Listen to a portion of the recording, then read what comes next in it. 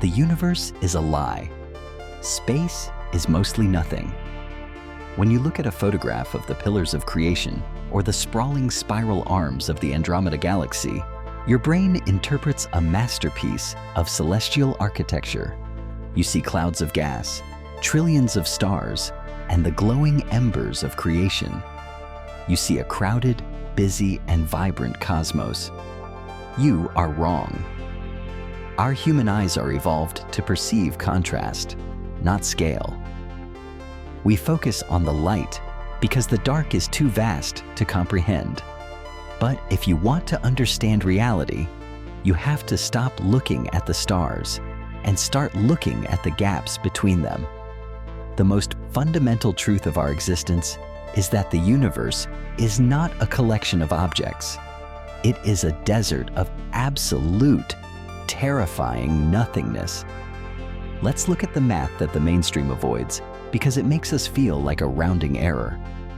If you were to take every single atom in the observable universe, every star, every planet, every black hole, and every human being, and spread that matter out evenly across the known volume of space, the resulting density would be approximately 1 hydrogen atom per cubic meter.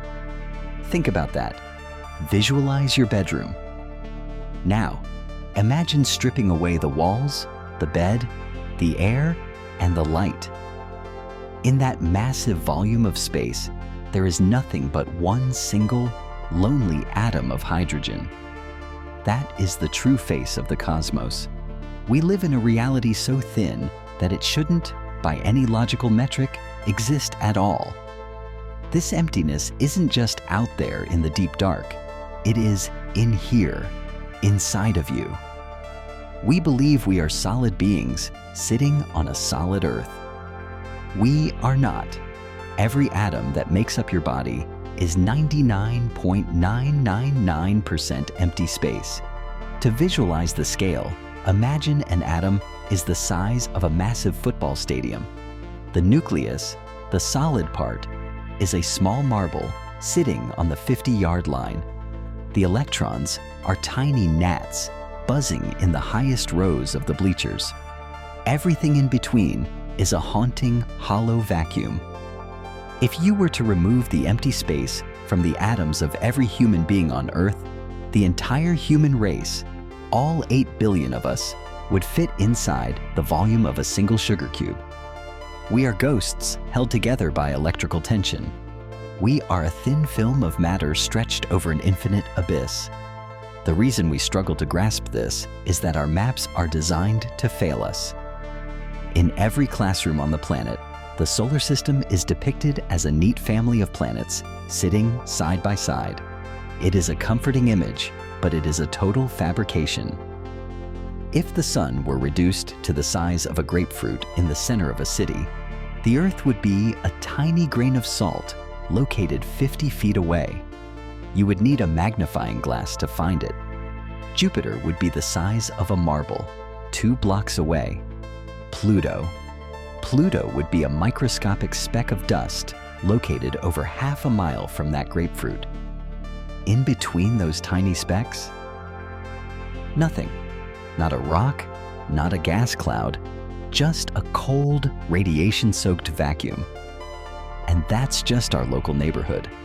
When you move into interstellar space, the scale becomes a psychological weapon. Proxima Centauri is the closest star to our sun. It is 4.2 light-years away.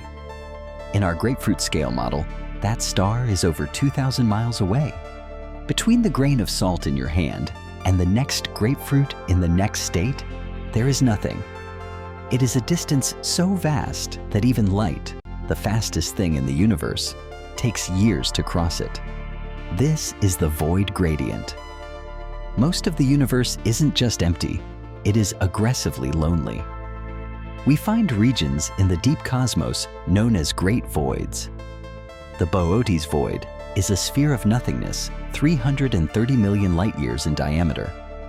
If our Milky Way galaxy were in the center of the Boötes void, we wouldn't have discovered other galaxies until the 1960s. We would have believed we were the only island of light in an infinite ocean of black. But here is where the science hits a wall. If the universe is 99% nothing, it shouldn't be able to function. According to the laws of gravity we've known since Newton, galaxies shouldn't exist. They spin with such ferocity that the visible matter, the stars and gas, should be flung into the void like mud off a spinning tire. There isn't enough stuff to hold them together. To save the equations, mainstream science had to invent a ghost. They call it dark matter. They claim that 85% of the matter in the universe is invisible, untouchable, and non-reactive with light. They tell us the nothing is actually something, but we just aren't smart enough to see it yet. But in a 2025 landscape of skepticism, we have to ask a different question. Is the void actually empty, or is it a structured lattice? Is space even a place, or is it a medium, a fluid that we are swimming in without ever realizing we are wet? The satisfaction boost of understanding the void comes when you realize that the emptiness isn't a mistake. It's the primary ingredient. We are the anomaly. Matter is the disturbance. The universe is a vast, dark ocean that occasionally produces a tiny, flickering bubble of light. We are those bubbles. And bubbles are fragile. Why is the universe designed this way? Why is there so much nothing between the somethings? This is where the observational turns philosophical, and where the philosophy becomes a warning. In the dark forest theory, the universe is a place of lethal competition. Every civilization is a hunter, and every other civilization is a threat. In a crowded universe, a dark forest would lead to immediate, total extinction. If stars were as close as the houses in your neighborhood, the first civilization to develop a laser would sterilize the entire street. But the void provides a security buffer. The shape of emptiness acts as a natural quarantine. The distances are so immense that they act as a speed limit on destruction. By the time a signal from a distant civilization reaches our telescopes, that civilization might have been extinct for 1,000,000 years. The void ensures that the infections of life and intelligence stay contained. We aren't lonely because life is rare. We are lonely because the universe is a prison designed with trillions of miles of solitary confinement between every cell. The emptiness is the only thing keeping us safe from the monsters in the next galaxy, and it's the only thing keeping them safe from us. We must confront the most haunting aspect of this emptiness.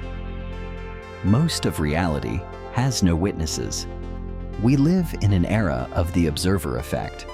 We believe that for something to be real, it must be recorded, measured, or seen. But billions of stars have ignited, lived for ages, and collapsed into black holes in parts of the universe so remote that no eye, human or alien, will ever see them.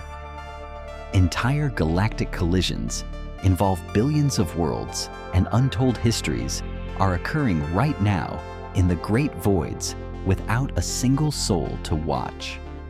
The universe is a stage play where 99% of the performances happen in a dark theater with no audience. This leads to a chilling realization. If the universe is mostly nothing, and most of the something has no witness, then the human experience is not the point of the cosmos. We are a microscopic byproduct of a much larger, much colder process. The void doesn't care about our history. It doesn't care about our science. It is an ancient, patient vacuum that was here long before the first star turned the lights on, and it will be here long after the last star flickers out. As we look toward the future of this series, we have to accept the shape of emptiness as our starting point. We cannot understand the first civilization or the berserker machines until we respect the void they operate in. We started with a single atom in an empty house, but as we move deeper into this cluster, we will realize that the atom isn't alone. It is vibrating. It is communicating. It is part of a hidden infrastructure that uses the emptiness as a shield. The void is not a lack of substance, it is a choice made by the architects of the cosmos to keep us separate, to keep us quiet, to keep us small. If you feel a sense of awe standing under the night sky, realize that what you are feeling isn't a connection to the stars. It is the weight of the nothingness pressing down on you. It is the realization that you are a witness to a reality that doesn't need you. In our next chapter, we will look at the sound of this emptiness. We will explore why the great silence is the natural state of space, and why any signal that dares to break it is an invitation to catastrophe. The universe is mostly nothing, but in that nothing, something is waiting.